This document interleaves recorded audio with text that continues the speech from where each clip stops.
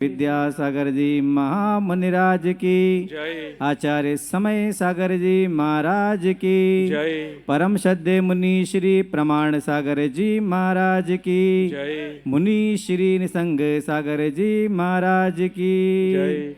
आचार्य भगवंत के समाधि महामहोत्सव की जय। परम पूज्यनी मुनिवर श्री विराट सागर जी महाराज की, परम पूज्यनी आरिका श्री सिद्धांतमती माता जी की, परम पूज्यनी आचार्य भगवान संघ की। इस धरती पर जो भी जन्म लेकर आता है वो अपने साथ अपना पुण्य लेके आता है। अब ये बात अलग है, किसी का पुण्य ज्यादा और किसी का कम। आज दिन कौन सा है और अवसर कौन सा है, तो बात तो उन्हीं की जाएगी कि इकलौते नहीं थे, चार थे। कितने थे? चार, और दो बहनें। उनमें भी विशेष पुण्यशाली शुरुआत ही पुण्य से हुई थी। और बचपन की घटनाओं को किताब से पढ़ो तो बड़ी रोचक सी लगती है, बड़ा मन सा लगता है कि पूत के लक्षण पालने में थे,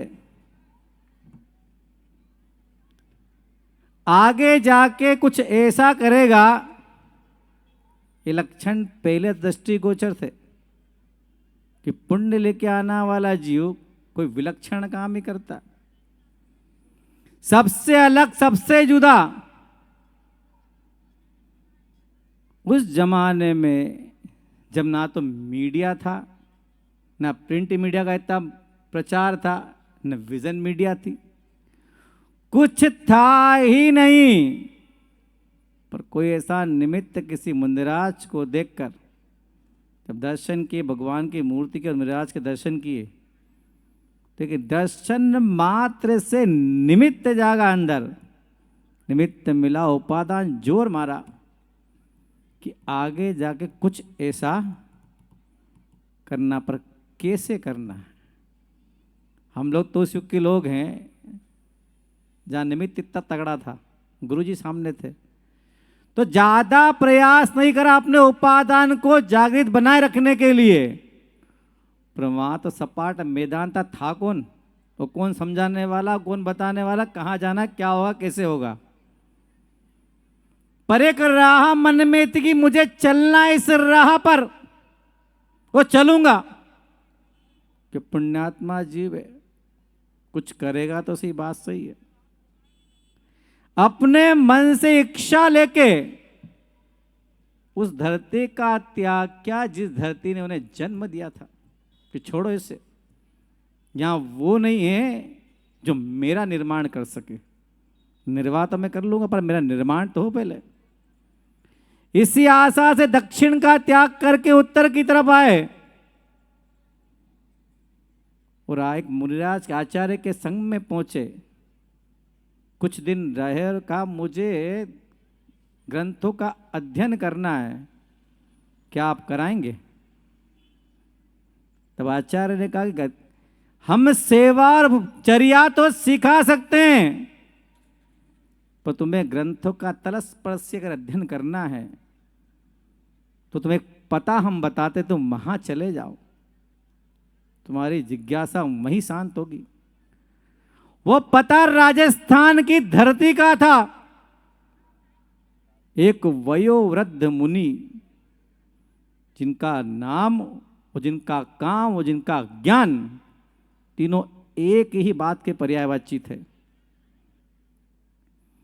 तलाश करते अजमेर पहुंचे और किसी से पूछा, भाई ये किशनगढ़ में मदनगढ़ कहाँ पे है? तो वहां के जब सोनी जी की नसिया में पहुंचे हैं तो किसी ने देखा ऐसा युवा सन्यासी आया है कोई, जो धुरंधर मुनि के, ज्ञानी मुनि का पता पूछ रहा है। लोग अपने साथ उन्हें किशनगढ़ के मदनगढ़ ले गए।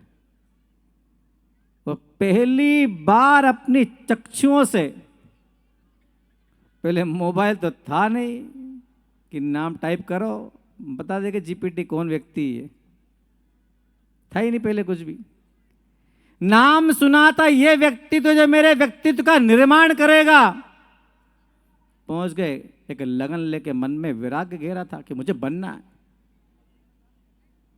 पहली बार जब मदनगढ़ पहुंचे और दर्शन किए अपने नियंता के, अपने भविष्य के, और नमोस्तु करके कहा कि मैंने आपका बड़ा नाम सुना और आपके चरणों में इस भाव से अपने वैराग्य और अपने समर्पण को लेकर आया हूं कि आप मुझे ज्ञान का तत्व दे दें। बात किससे हो रही? जो शरीर से कमजोर है पर ज्ञान से उस समय के सबसे बड़े ज्ञानी मुनि आचार्य ज्ञान सागर जी महामुनि राज। कहता ज्ञानी ज्ञान से पूछता और ज्ञान से ही मारता है। जैसे कहा कि आपके चरणों में रहकर ज्ञान प्राप्त करना है। माँ जिनवाणी आखिर कहती क्या है? मैं उसका बोध प्राप्त करने आपके पास आया हूं। तो कहता है पुण्यात्मा ही पुण्यात्मा को पहचानता है। दोनों गुरु हैं, एक हो चुके एक होने वाले हैं। इनका प्रथम मिलन, जैसे सुना अच्छा मुझसे कुछ पाने आया है, पूछा जरा अपना नाम तो बताओ। और नाम भी क्या बड़ा गजब का था। धरती वालों से मैच होता ही नहीं कभी, भूमि गोचरियों से। नाम था विद्याधर। अच्छा तुम्हारा नाम विद्याधर है? ज्ञान सागर जी ज्ञान में रिश्ना चुटकी लेते हुए बोले तुम्हारा नाम विद्याधर है, विद्या मेरी विद्या लेके उड़ गए तो? मेरी विद्या लेके उड़ गए तो मुझे क्या फायदा? आप दुहाई देते हैं किताबों की जिसमें आप कहते हैं कि द्रोणाचार्य के सामने अपना समर्पण एकलव्य ने प्रदर्शित किया था। इतिहास के पन्ने उसकी बड़ी तारीफ करते हैं कि वाह क्या समर्पण था गुरु के प्रति। गुरु ने अंगूठा मांगा, अलग किया और दे दिया। यहां समर्पण की जब बात की जाएगी तो एक लव्य भी छोटा हो जाएगा कि कहा तुम विद्याधर विद्यालय के उड़ गए तो बस यहीं से परिभाषा शुरू होती धर्म की। किस युग की?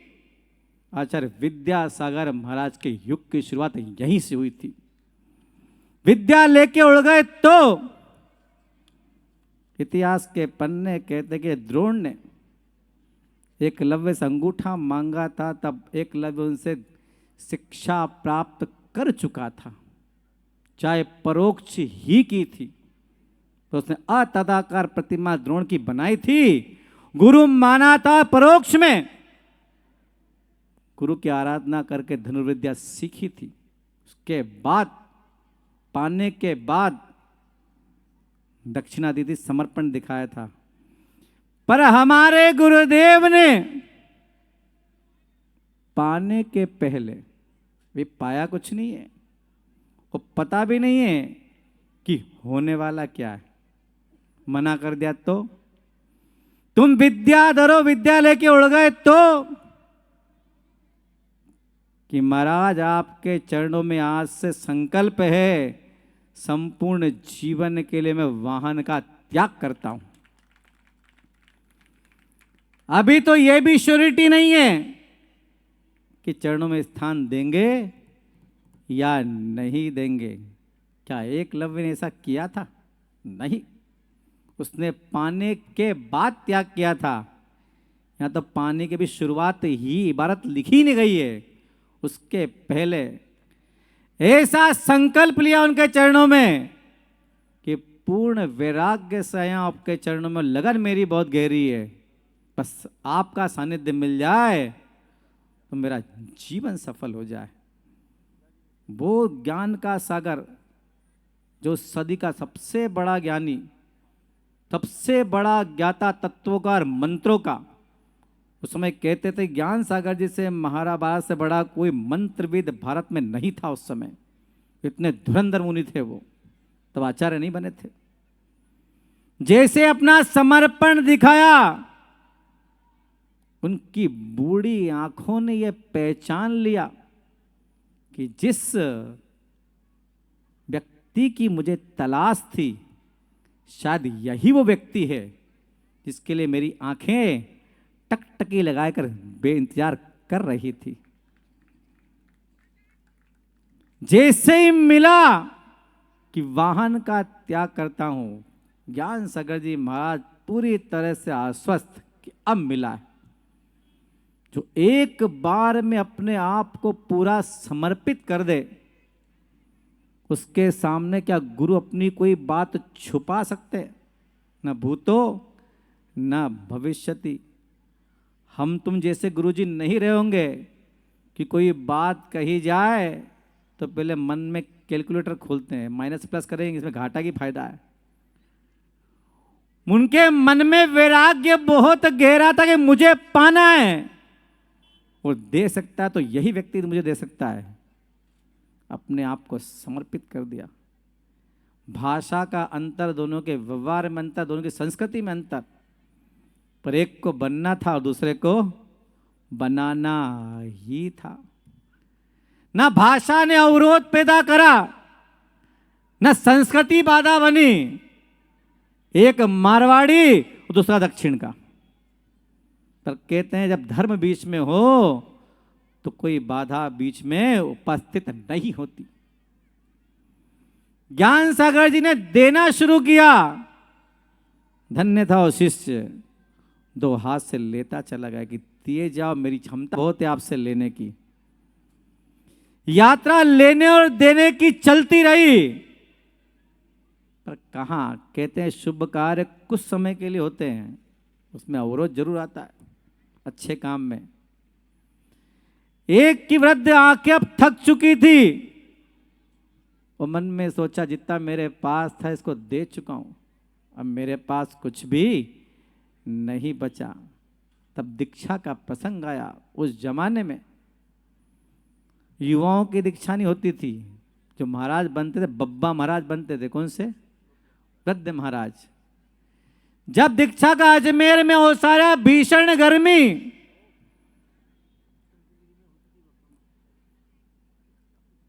जहां कोई नामो निशान नहीं है कि मौसम अनुकूल होगा, आचार्य ज्ञान सागर जी ने घोषणा की कि मैं विद्याधर को दीक्षा देने जा रहा हूं। पर समाज में लोग होते, समाज सुधारक के नाम पे जिन्हें झंडा उठाने का शौक होता है, झंडे में कौन सा कलर है पता नहीं, पर हाथ में डंडा जरूर होता है इनके,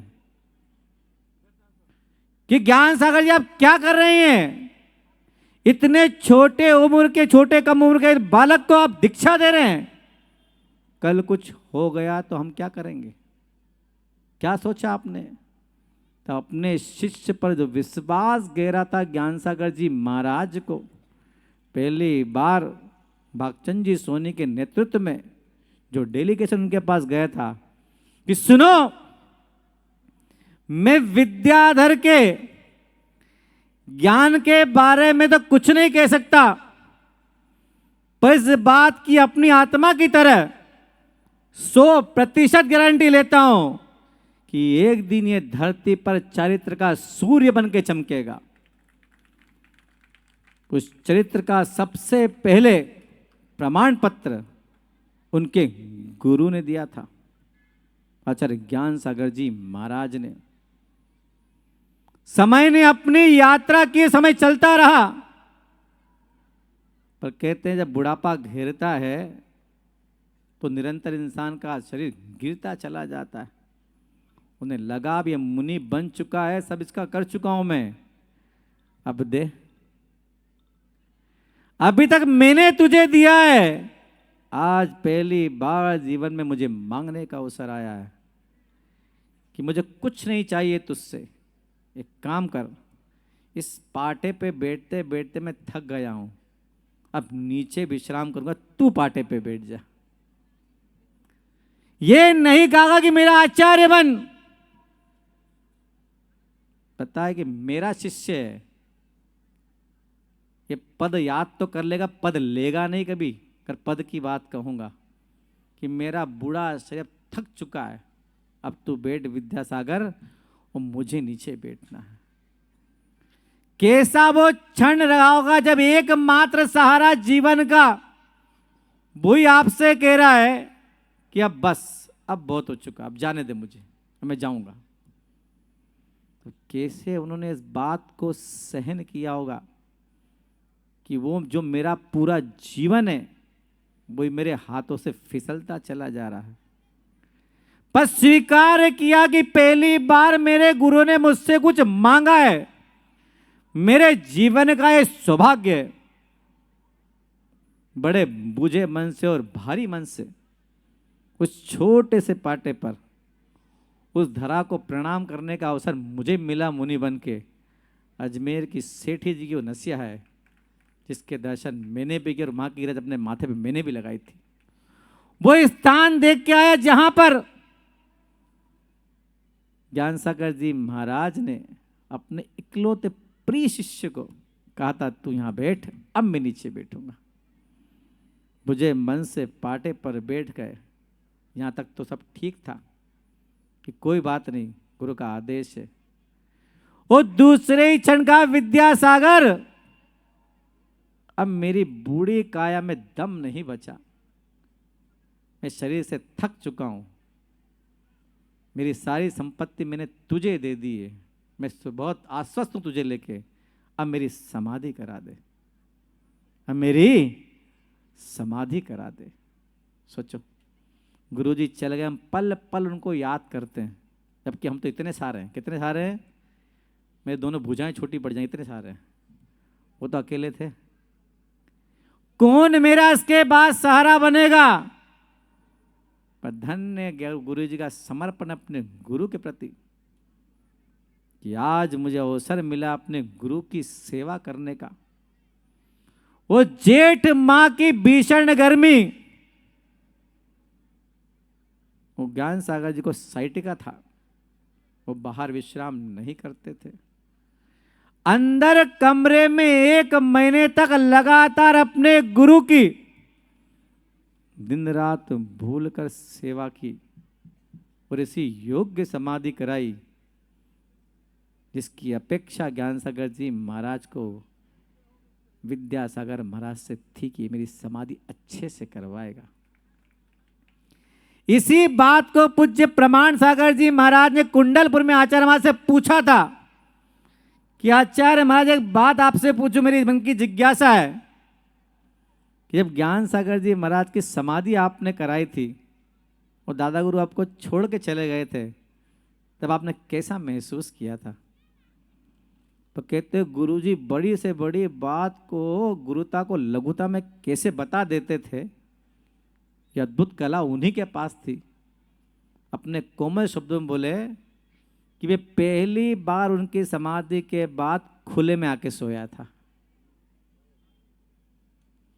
घटना कितनी बड़ी थी पर कितनी सहजता से बताई कि पहली बार मैं खुले में आके सोया था, मतलब पहली बार गुरु की सेवा का अवसर मेरे से चूक गया था, मैं खुला हो गया था। ना गुरु का साया सर पे, वो गुरु की उम्मीद इतनी गहरी थी। कहा था कि ये ज्ञान के बारे में तो मैं कुछ नहीं कह सकता, पर चरित्र के क्षेत्र में धरती पर सूर्य की तरह चमकेगा। बताओ उस समय गुरुजी ने कितना अकेला फील करा होगा, मेरे पास है कौन, एक क्षुल्लक कोई रहे होंगे। अकेले आचार्य विद्यासागर जी महाराज, हमने तो उनका ग्लैमर देखा है कि चारों ओर भीड़ बेशुमार है, पर अकेले कोई नहीं। तब एक घटना बताता हूं। चुनौती उनके पास थी कि ज्ञान सागर जी की अपेक्षा मुझे पूरी करना है। और अंतिम वाक्य समाधि के समय जब उन्हें पूछा कि आचार्य आप छोड़ के जाने वाले हो मुझे, आखिर मुझे अपना निर्वाह आगे कैसे करना है, तो अंतिम वाक्य जो ज्ञान सागर जी महाराज ने कहे थे कि गुरुकुल बना के कुल गुरु बनना, गुरुकुल बना के कुल गुरु बनना, इतना बड़ा काम सौंप गए और हे अकेले। तो धन्य गुरु जी का साहस और पराक्रम और शौर्य, मन में माँ भारती को बिठाकर और अपने शीश पर गुरु का आशीर्वाद लेकर यात्राएं जब की चतुर चारों दिशाओं में, तब लोगों ने कहा कि इस धरती पर सूर्य का विचरण शुरू हो चुका है। राजस्थान के लोगों ने ज्ञान सागर जी को देखा था। वो ज्ञान सागर जी का जवान प्रताप क्या होता है वो विद्यासागर महाराज में देखना शुरू किया। पर वहां समय कम मिला और आचार्य महाराज ताल बेहट के रास्ते होकर हमारी सबकी जन्मभूमि और उनकी कर्मभूमि मध्य प्रदेश में प्रवेश किया। बस यहीं से आचार्य विद्यासागर के युग का आरंभ हुआ। और आपको एक घटना सुनाता हूं कि सबसे पहले धरा का पता किसने बताया।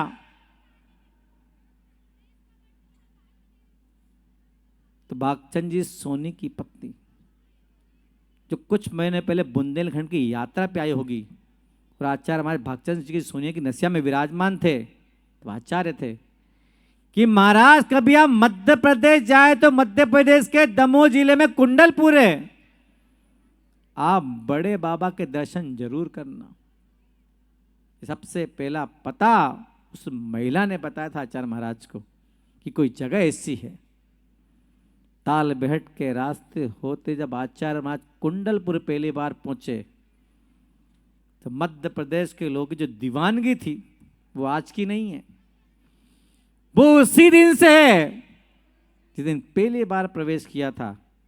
मैं ऐसे कई लोगों को जानता हूं, वो कहते थे महाराज जी हमने मुनियों के नाम तो सुने थे, तो मुनि का इतना प्रताप, ऐसा तेजस्वी रूप हमने जब पहली बार देखा तो हमने शुद्ध बोध खो गया, हम तो उन्हीं के पीछे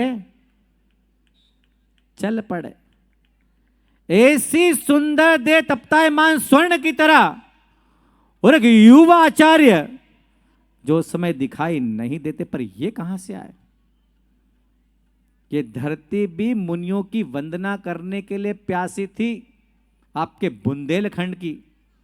न जाने कब से पुकार रही थी कि कोई तो आए जो हमें सही राह दिखाए। हम सबके पुण्य से उस धरा पर पदार्पण हुआ और ताल बेट के रास्ते जब कुंडलपुर पहुंचे तो शायद मूलतः बड़े बाबा भी इंतजार ही कर रहे थे कि वही आएगा जिसकी परिकल्पनाओं से मुझे उच्चासन मिलेगा। बस एक जोड़ी बन गई, एक जोड़ी छूटी और दूसरी जोड़ी बनकर तैयार हो गई। ज्ञान सागर जी गए तो बड़े बाबा मिल गए। बड़े बाबा के चरणों में बैठकर ऐसी भक्ति की कि बड़े बाबा के नाम से छोटे बाबा बनकर पूरे मध्य बुंदेलखंड में पूजाने लगे। लोगों ने सहस्र अपने पुत्र पुत्रियां उनके चरणों में निछावर कर दिए। बच्चों बातें करने में बड़ा मजा आ रहा, हमें सुनाओ।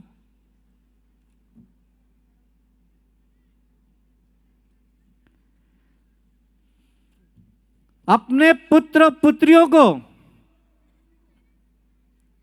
सहज समर्पित कर दिया और वहीं से ज्ञान सागर जी का वो सूत्र कि गुरुकुल बना के कुल गुरु बनना और लगातार संघ का विस्तार होते चले गया। एक एक शिष्य को और शिष्याओं को, जैसे एक शिल्पी कुंभकार अपने कुंभ को बनाने के बाद हवा में पकाने के बाद परीक्षण करता है, चोट लगाता है कि कहीं से कच्चा तो नहीं है। जिस तरह ज्ञान सागर जी महाराज ने अपने शिष्य को बनाया था, आचार्य महाराज ने अपने शिष्य को उसी तुला पर, कसौटी पर कसकर तैयार किया और एक शिष्य का निर्माण किया। कहते गुरुजी से बात करना पहले बहुत कठिन था, तो पुराने लोग को तो गुरु के रूप में मिले, हम लोग की पीढ़ी को पिता के रूप में मिले और हमारे बाद की पीढ़ी को दद्दा के रूप में मिले। ये उनके 3 अनुशासन थे। पर आचार्य विद्यासागर जी महाराज ने अपने शिष्यों को जो बनाया, ये तो उनके अंतर आत्मा जानती थी। ज्ञान सागर जी की तो फिर भी अपेक्षा थी अपने शिष्य से, पर एक शिष्य को उठ के बोल दे इस बात को भरी सभा में, उनके खुद के शिष्य, कि गुरुजी की अपने शिष्य को अपेक्षा कभी रही हो। ऐसी घुट्टी ज्ञान सागर जी ने पिलाई थी कि आचार्य विद्यासागर महाराज ने कभी अपेक्षा अपने शिष्यों से रखी ही नहीं। बात अपनी कहते थे कि ऐसा कर लो, ऐसा करना ही है, आदेश कभी नहीं दिया।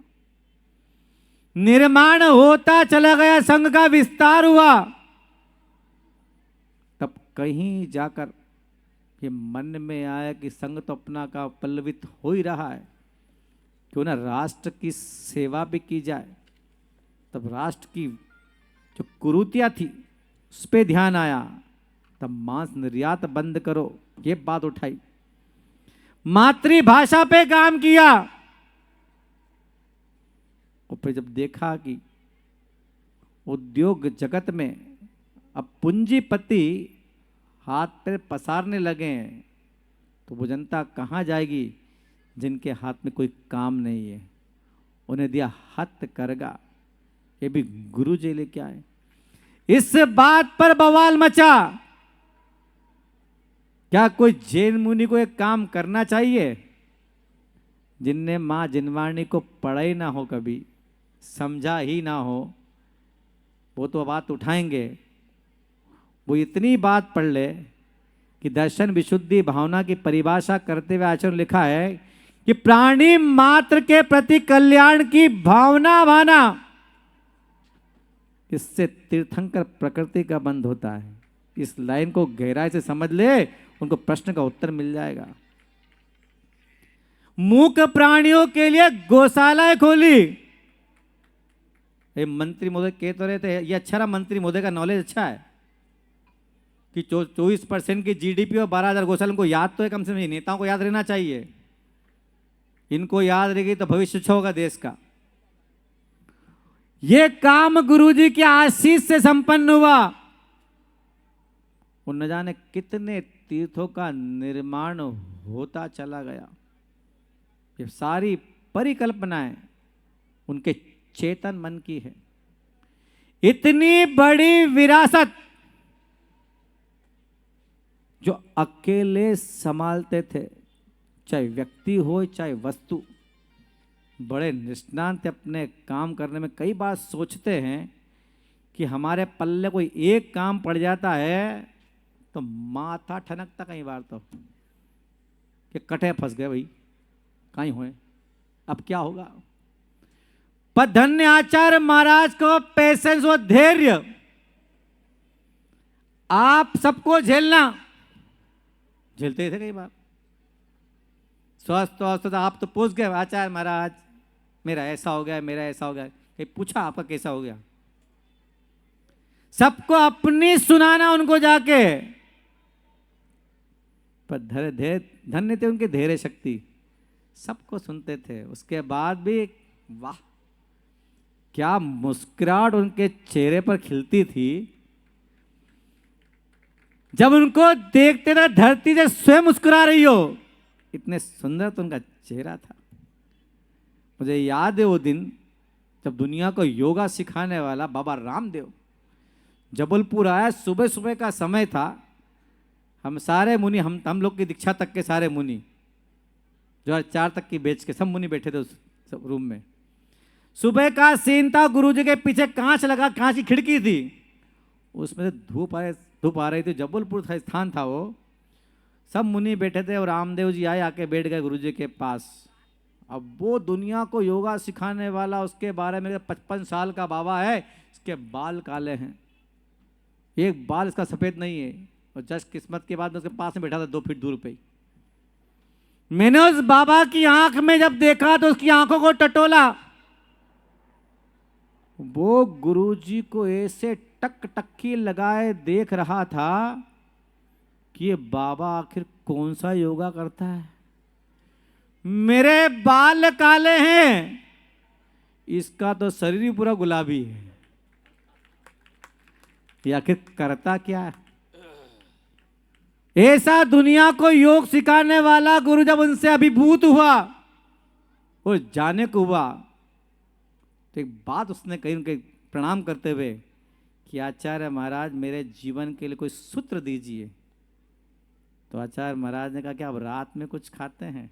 बोले हाँ, मैं डेमोन्स्ट्रेशन करता हूँ, मैं शोज करना पड़ते योगा के, तो फल खाता, अन्न खाता नहीं होगा। तो आचार्य ने कहा रात में बस। जी आचार्य महाराज, आज से मैं रात में फल भी नहीं खाऊंगा। दुनिया को योग सिखाने वाला बाबा अयोगी योगी से नियम लेके जा रहा, वो थे आचार्य विद्यासागर महामुनिराज। ऐसा उनका अद्भुत प्रभाव, चाहे वाणी से हो चाहे देह से हो, जहां भी जाए उनकी माया उनकी काया से कोई बच नहीं पाता था। तो पूरा जीवन उठा के देख ले आचार्य महाराज का, हर क्षण एक अद्भुत योगी की तरह हर पल जिया, साधकों को राह दिखाई, राष्ट्र को राह दिखाई।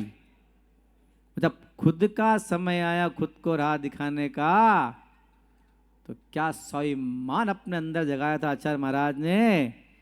किसी से नहीं कहा, 130 मुनियों से 172 आरिकाओं में किसी से कि मुझे अब समाधि करना है, नहीं कहा तो नहीं कहा।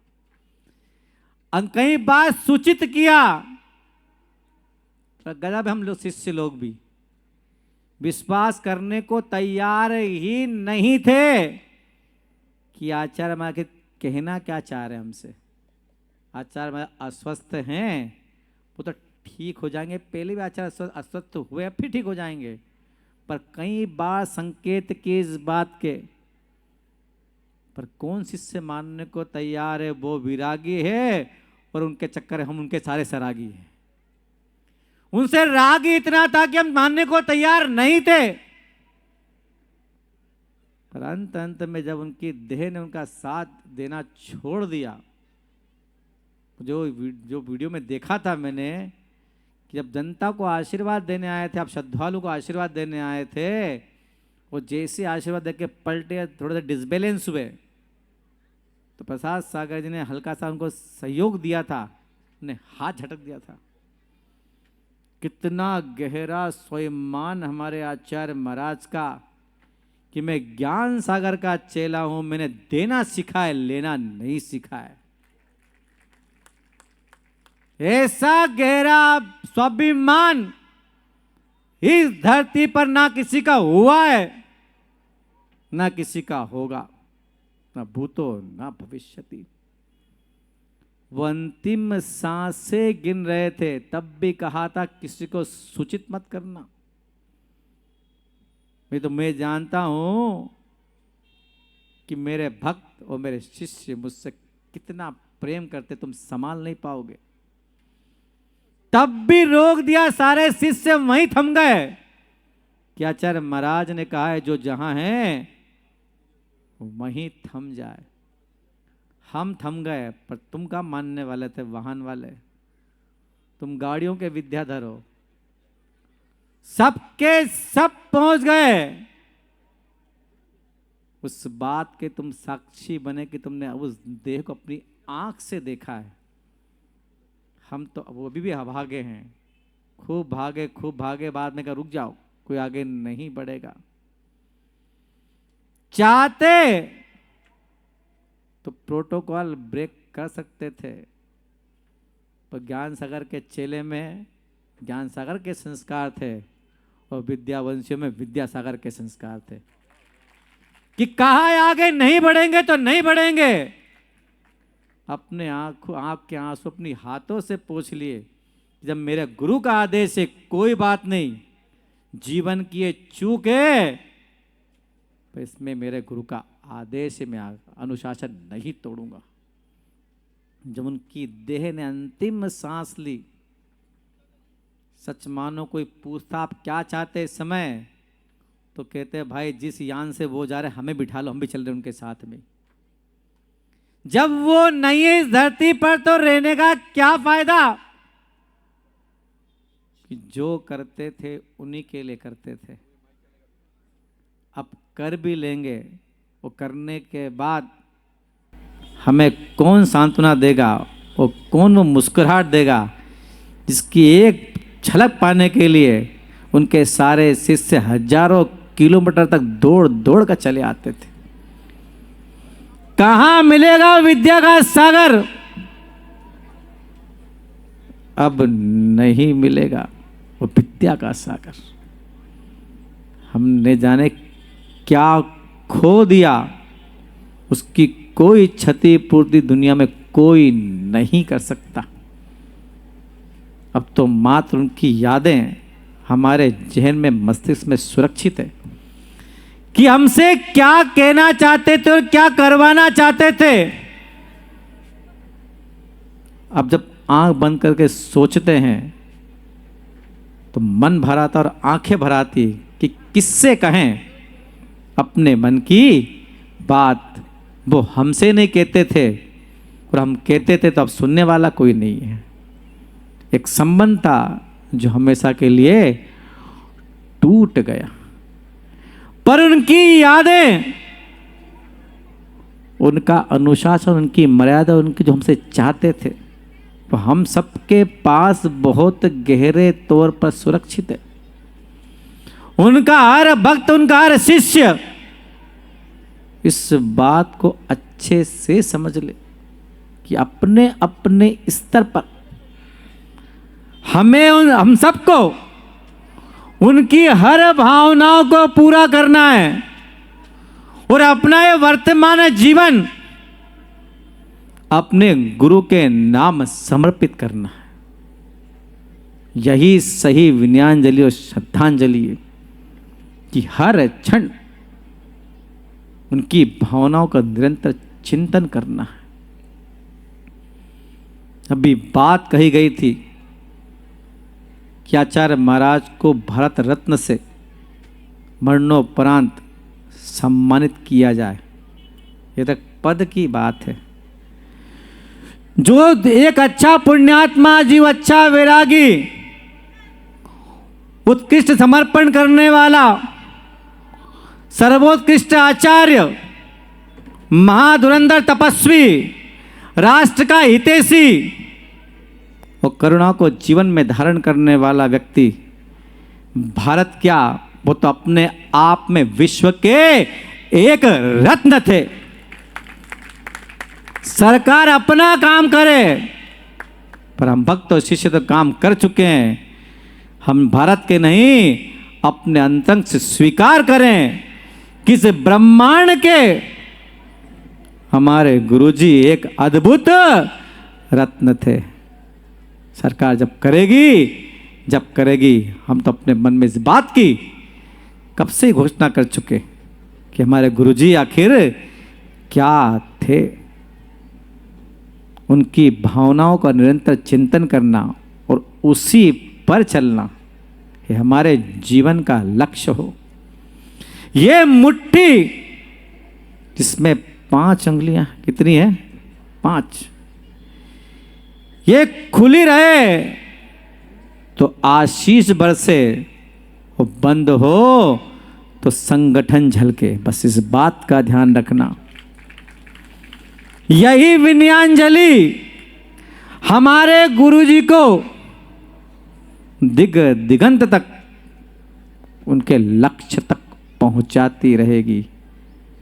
हम सबको मिलकर, ना कि खंड खंड होने की तरह, मिलकर उनके संपूर्ण भावों को पूरा करना है।